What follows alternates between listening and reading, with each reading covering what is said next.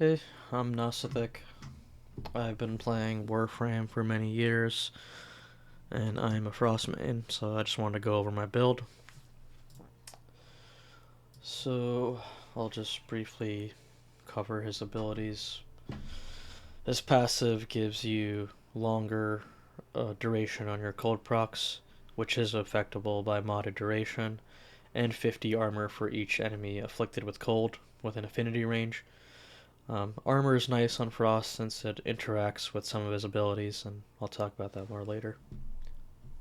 Freeze, you just throw like an ice snowball at something and it will apply cold procs to those enemies. This ability is actually pretty bad. It does interact with the third ability, but I'll get to that when I cover the third ability. Roar. This is just my subsumed ability. He actual ability is Ice Wave. That ability sends out ice, shockingly, in a wave shape, and it's terrible.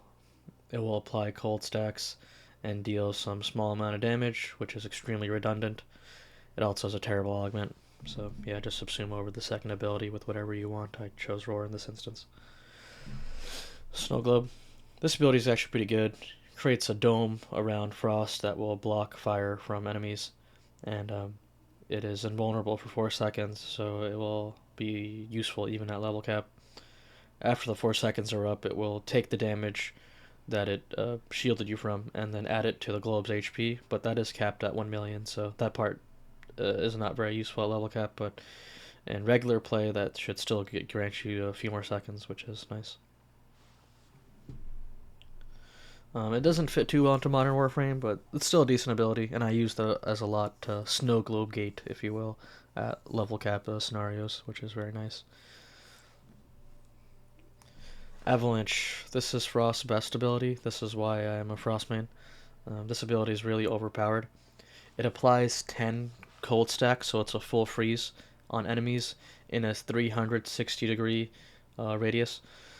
And it's also non-line of sight, meaning you will freeze enemies through walls in this specific build a 35-meter range, which is completely overpowered. It will also strip the enemy's armor, and then with this augment, which I believe is a must-run augment, it will also grant you and your team overguard. Just a quick note about this augment: you will gain more overguard if you have more armor on your Frost, so that's where his passive comes into play. So getting armor is nice. I wouldn't go too crazy with modding for armor, but if you can get a large amount of armor easily, it's not a bad idea. Alright.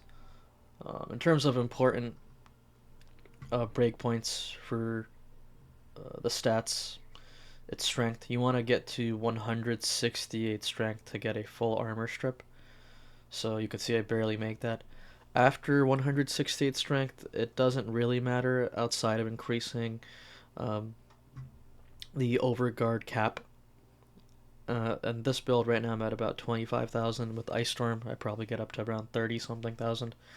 I don't think you'll notice a difference between 40,000 and 30,000, so I wouldn't really go crazy with the strength unless you really want to improve your gun buffing with your subsumed ability. And Freeze Force, which is an augment for the first ability. This augment's actually pretty good. It is modded by strength and duration, so you can get a very sizable cold damage buff on your weapons. The only issue can be it can mess up elemental weightings for your weapons. Which is, if it's not a problem, like if you're playing a raw damage build, let's say like maybe you're using the Kuva Brahma and you don't expect to get many status procs anyways, you might as well just run Freeze Force. Yeah. Range, that's another critical stat. As you can see, I have 235% in this build. The reason why you want a lot of range is because, again, it's just for your fourth ability. This ability is really overpowered. Your goal is to cast it as much as possible and hitting as many enemies as possible because it's so freaking strong. Efficiency, I just keep it neutral. The problem with Frost is that his fourth ability costs 100 energy and he has a terrible base energy pool. So you need some ways to figure out how to increase his energy economy. I don't like doing high efficiency builds because I also like shield gating with Frost. so you can combine your overguard and shield gate, and it just makes, you know, your fourth ability even better, since it'll be offense, defense, and utility, so on and so forth. Priming, it's just so good. Um, and I'll talk about how I achieve energy economy in this build. And duration, I would just say keep it neutral, or you could do better. If you don't care for the shield gating stuff, I would actually even replace Augur Message with Prime Continuity, and that way you could get better duration on your subsumed ability. Yeah. Okay, let me just go ahead and cover the mods in this build now.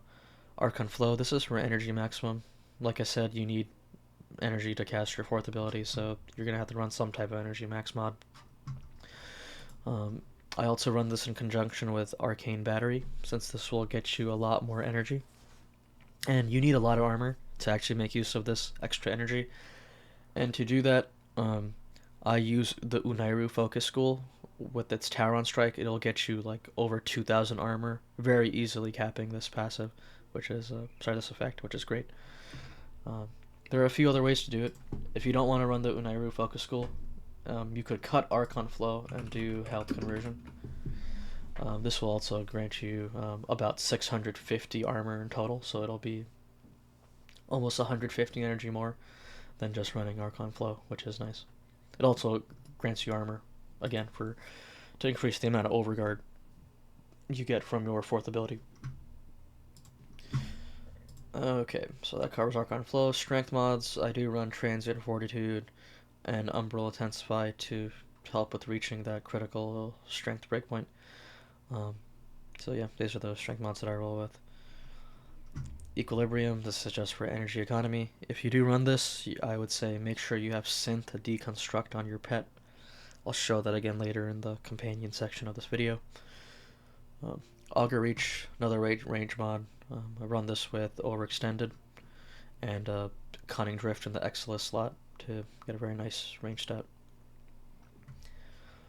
Icy Avalanche, like I mentioned earlier, it's a required augment to gain overguard for you and your team. Really overpowered. You have to run this. Yeah, again, I'm just trying to get a neutral duration on Frost, so I run Augur Message as well. And it's additionally an Augur mod for, shield gating, which in conjunction with overguard gating is very comfortable. And yeah. Exilus, you don't actually have to run a Cunning Drift, but you could really just run whatever the hell you want. I use it because range, I think, is probably the best stat on Frost. Aura, I think this slot is very free too. I think this is just the most impactful aura for me, but you could also run Brief Respite if you want to drop these Augur mods and go run anything else, maybe like Augments, or just the more generically powerful versions, like Archon Stretcher or something of that sort. Okay. Arcanes, I run Battery like I said earlier to help with energy economy. You want to get a large energy amount and then find a way to fill it up. So this will at least get you the maximum. And to fill it up, I like using, again, the Unairu Tauron Strike, which will generate universal health orbs on demand, which is very, very strong. Only problem is you have to charge it up, but if you don't charge it up, you still have, base energy. That's enough for any short form mission.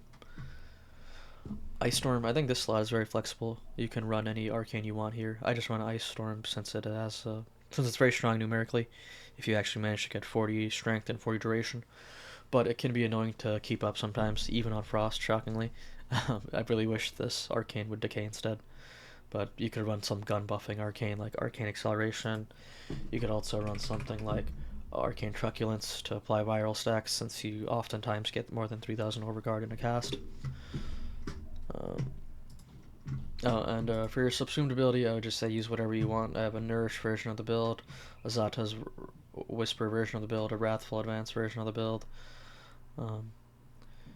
You really can run anything you want. It doesn't really matter. It's just the subsume that you use, you want it to synergize with the weapons that you are using. Since Frost, at the end of the day, is really a weapons platform, Avalanche is really overpowered, but it will do everything but kill the enemy. You're going to have to shoot them. That's all you have to do. They will die, but you do need a gun. I don't know. I use Roar on this specific setup since it will buff my companion. and it will also increase the DOT effects of my weapons. So I like running this with status-based weapons. Specifically, this build's a heat inherit setup, and I use my pet to do heat inherit shenanigans. I won't cover that too deeply. You really don't need to do the pet shenanigan stuff. It's just something I do. Usually I just run like brief respite or something. So yeah. And again, you can fit in the augments. The freeze mortis augment's really good. I would also just quickly go over Biting Frost. This is another optional augment that's really strong, but it only works against trash enemies. It won't work against Acolytes, overguarded units, and bosses, which is when you would need the damage most. The 200% crit chance and crit damage is only against frozen enemies, so it's very important. Um, I will say, if you do want to run Breach Surge as your subsume, the sparks from Breach Surge are affected by this mod, and you get very funny big red crit numbers with it. I hope that this augment gets changed to work on a scaling basis based off of cold procs. I think that will make it a much better augment.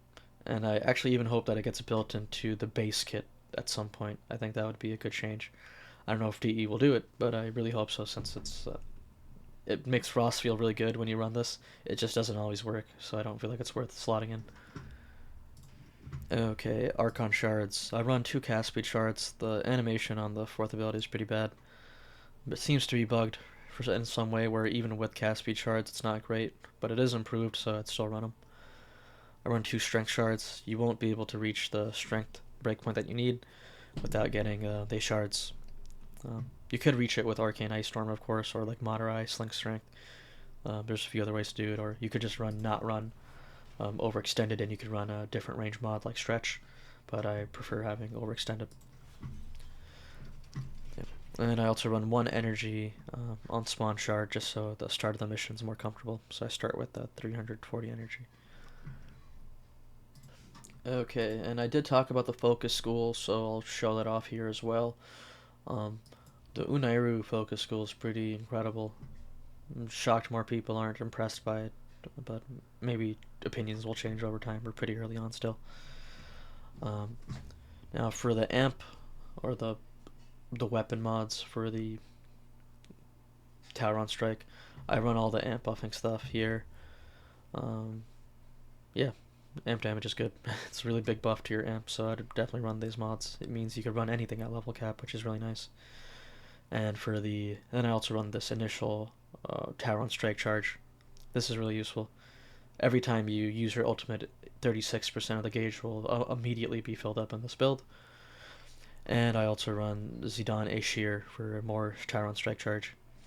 And this effect is quite strong for the 300% status chance.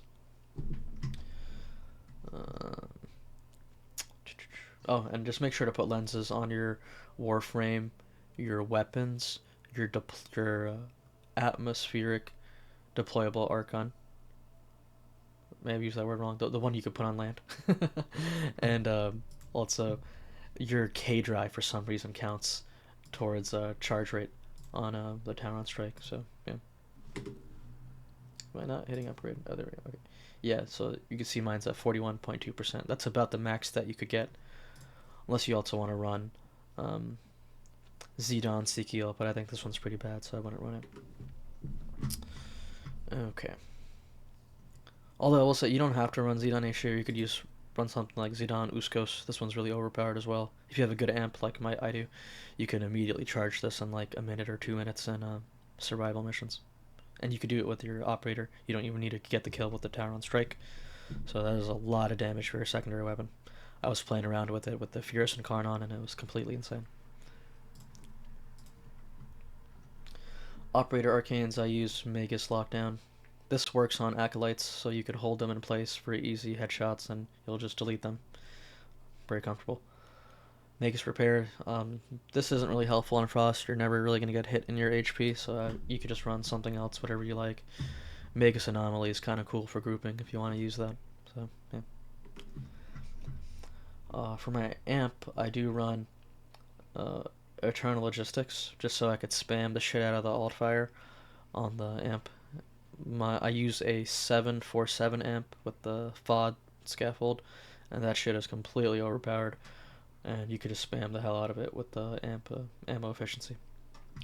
Then I also run Eternal Onslaught for the crit chance. This is really, really good. So, yeah.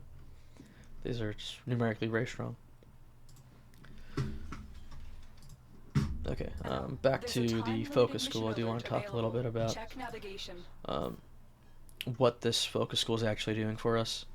The short of it is you'll pull out a hammer and it will do 4 shockwaves, and the shockwaves will generate 5 pickups, and specifically we want the universal orbs, since that will give us energy economy. And then we also get the 5 armor motes, and this will get you over 2,000 armor. This will give you just flat 1,000 energy from Arcane Battery, which is incredible. And you never get hit into your actual HP with Frost, so it's just permanent 1,000 energy, which is incredible. Just so good. Again, you're gonna fill that battery with the universal orbs that you generate, and you can even in the future, even when your Tauron strike is not charged up, after you've casted it once, for the next 4 aerial melee slam attacks, you can generate more ammo pickups, more energy, and more armor motes. This school is just so incredible. The shockwaves also grant you status chance from the arcane that you run on your operator that I mentioned earlier. Zid An Uskos. And that goes not only for the initial cast of the Tauron strike, but it works for the melee slams that I was talking about. The residual ones, the ones from Seismic Impact, the next 4 aerial slams. So good. Okay. Alright, Companion. Companion is not super important. You really just want to run whatever you like. I like the Organic Companion since I could run Resourceful Retriever, and you would also need to run Synth Deconstruct, so this way you could get health orbs for your energy economy, so that works great with Equilibrium. Yeah, I also just run generic gun buffing stuff, so Tenacious Bond, Reinforced Bond, I think they're must runs. I run Contagious Bond and Savagery and Tandem Bond as well. Tandem Bond plus Savagery just make sure your combo meter for your melee weapons is always at 12, even if you're not using it. It's a really overpowered combo. I really like running the Sunika Kubro because of it. And Contagious Bond, this is on here because this was a Heat Inherit setup. So when your when your Kubro melees something and applies a heat proc, and you apply additional heat procs, this will be inherited, so you could get a mini AoE on your primary weapon or secondary weapon, whatever you're using to apply more heat procs, since it'll be inherited on the enemy that your Kubro attacked. It's really strong. Of course, you have to run Fetch, and you need to run shield capacity to reach 1200 shield for Reinforced Spawn. Claws, this is a Heat Inherit setup, so yeah, gotta run Burning Claws. Pretty sweet. And if you're running Mecha Overdrive, like I am, you can stat stick in your primary weapon if you want. Like running the primary, the Paris Incarnon is really overpowered. I have a little stat sticking build with 500 status chance, and that, as you can see here, that will give my pet 350 status chance on the claws, which is absolutely mental. There's also Hunter Synergy.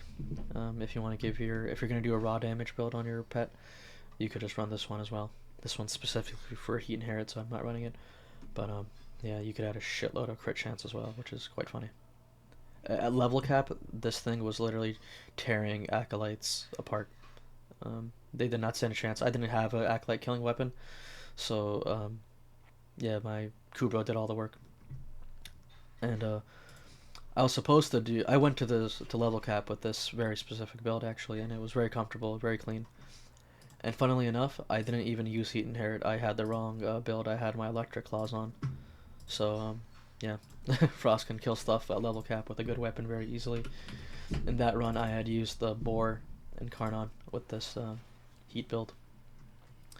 You don't need a Ribbon. Ribbons are nice. They're great. This one has great disposition. It's a good mod. But you don't need it with all the gun buffing and Heat Inherit, and just with how much power you have in Warframe nowadays. It really does not matter at all. Okay, yeah.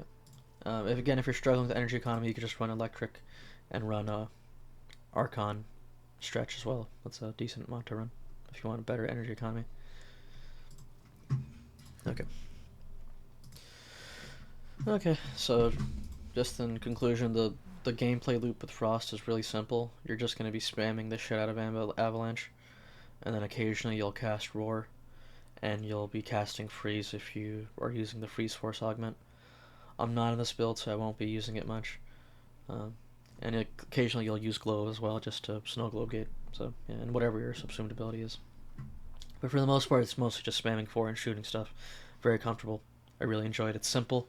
I know some people hate simple play patterns, but I enjoy it. Makes my life easy, consistent. So, yeah. For weapons, again, you just want to use weapons that synergize with your subsume. You don't even need to use weapons that synergize with your subsume, truly, but I do because he's my main, so I get pretty crazy with it. I have all these loadouts. I actually have another Frost with an additional 5 builds. But yeah, use whatever you want. I'll demo it, I suppose, with the Boar Prime and I guess the Dual Toxicist. Sure. Yeah, why not? You know what, actually? I won't do that. Let me do it with the Furus. And I will put on Zid An. I don't want to show off Zid An Uskos. No, I won't. I'll just do this build. Let me just make sure I have the right Furus build on. Again, yes, I have a Crazy Ribbon. You don't need a Crazy Ribbon. The Furus Incarnon is possibly the best secondary weapon in the whole game. This is totally unnecessary. I even have Winds of Purity on just because I don't need the damage. It's really just that easy. Okay, so let's just go into submission. I'll go solo and I'll kick something's ass. Let's see, is there like a survival? Sure, there is. Great. And I'll just show you how completely overpowered this setup is. And do I have the right setup? Yeah, okay.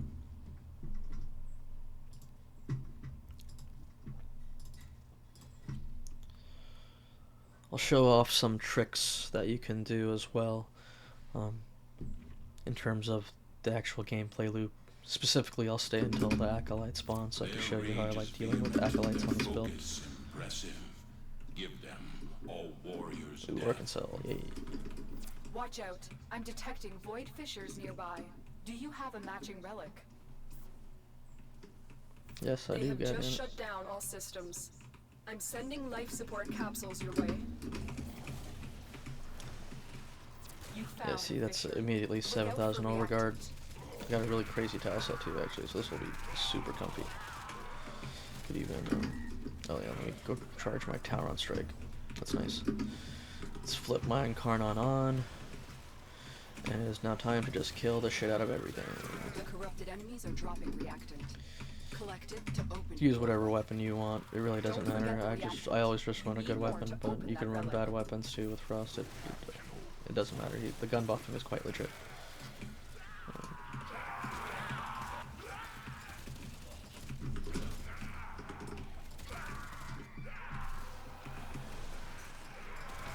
The relic has been cracked open.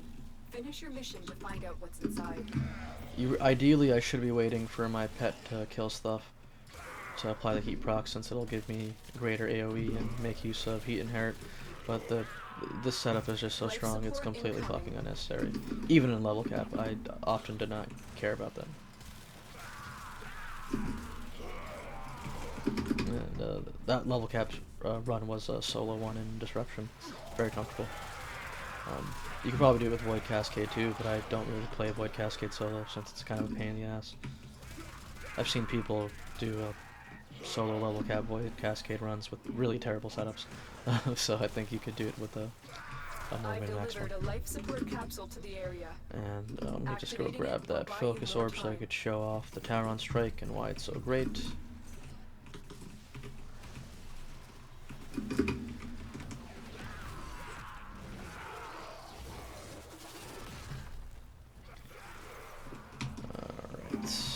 You're gonna see yeah, you can see the little orange floaty stuff. That's the temporary armor. And now I have plus 1000 energy, basically for the rest of the mission, at least for the max. And you can see all the orbs that I've taken in here. And now I've just capped out my energy. This is extremely comfortable. You will never need more energy than this. And if for some reason you do, you could just go ahead and slam attack. That'll create another shockwave, so it'll get more energy, armor, and it will also increase the duration of the Zid An Uskos. You can see it's at 300% here. My timer was actually refreshed by that aerial attack, so yeah, I'm sitting here with an additional 300% status chance, which is just so crazy. And you can see I'm not even trying. I'm barely paying attention. The setup is just so good.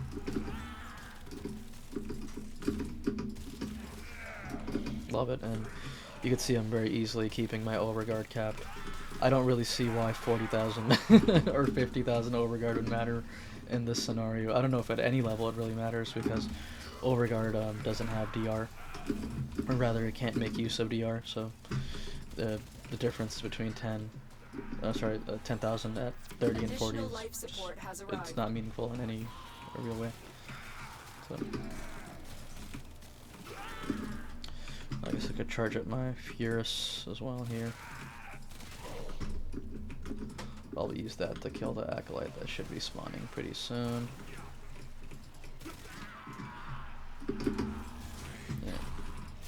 First Careen is insane.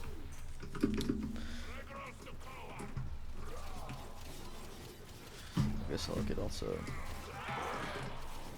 Oh, I did not mean to have either.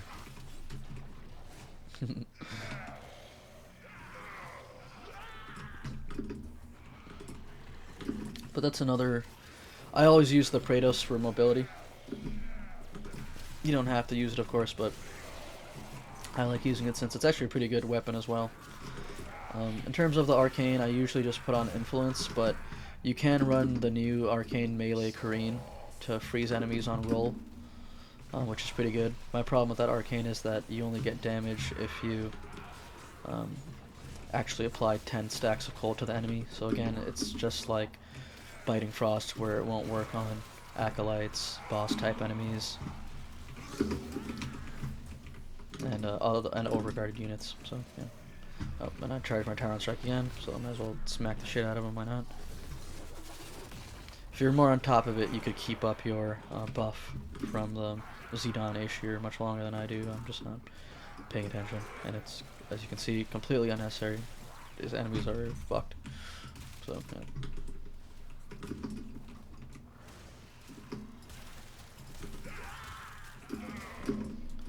Just waiting on this Acolyte to spawn, really. And just remember, at level cap, if you are playing there, you can snow globe gate, which is really nice for giving yourself time to survive. Our making progress. This will help our cause. When you are ready, go to extraction. Oh, I saw some little blinky stuff. I think Acolyte's about to spawn in a second here.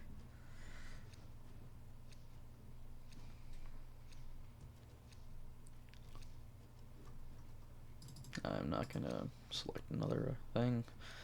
Doesn't matter. Okay, just make sure whenever an Acolyte spawns, just put a globe around you, and every like 0.3 seconds it will get a cold proc on it. It'll cap out at 4, but it's just very nice to constantly keep him cold procced. It's very comfortable. Makes it very easy to deal with Acolytes since they move and cast much slower. And of course there you can see I actually didn't even get to shoot the Acolyte. My pet killed him. That's the power of Roar and Summoner's Wrath, and you know, armor stripping the Acolyte. It will do that in level cap.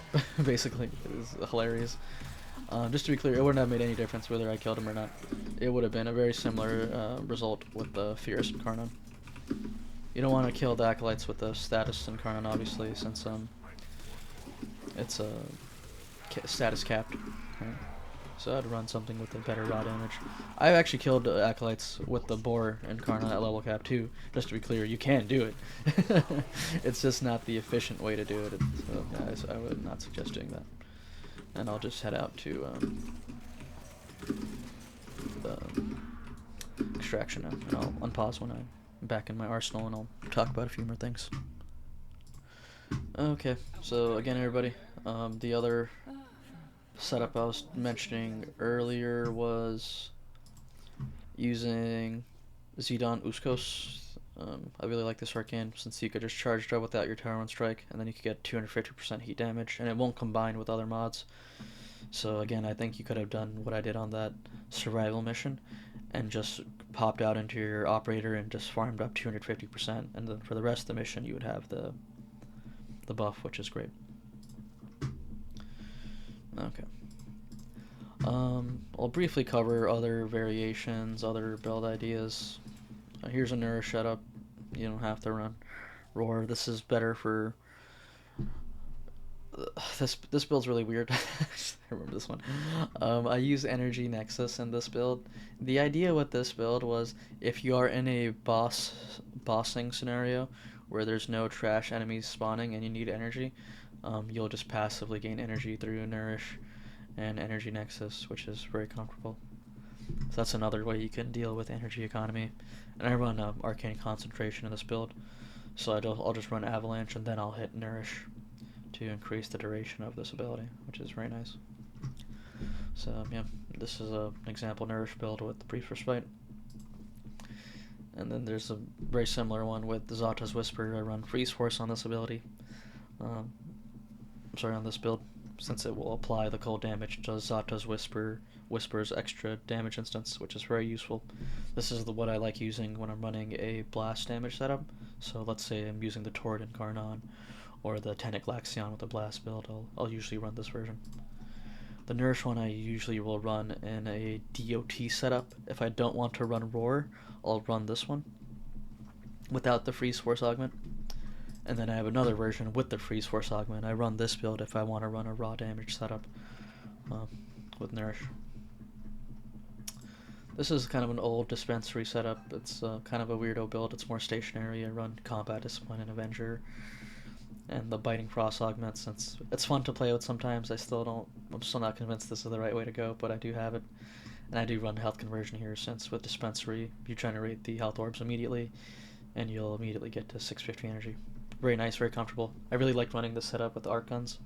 It's a whole lot of fun. The arc guns are really overpowered, by the way. You should get the Kuva Grattler, and with any gun buffing setup, the Kuva Grattler becomes possibly the best trash clear weapon in the whole game, since it has a 9-meter AoE. It's completely overpowered. And finally, I have this Wrathful Advance setup.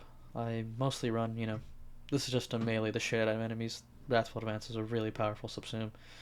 And in this version, I go with the less range to get the higher crit chance, since I don't want to run overextended. It's a lot of fun. Wrathful Advance also gives you great mobility. You gotta get used to maneuvering with Wrathful Advance, but it's fun.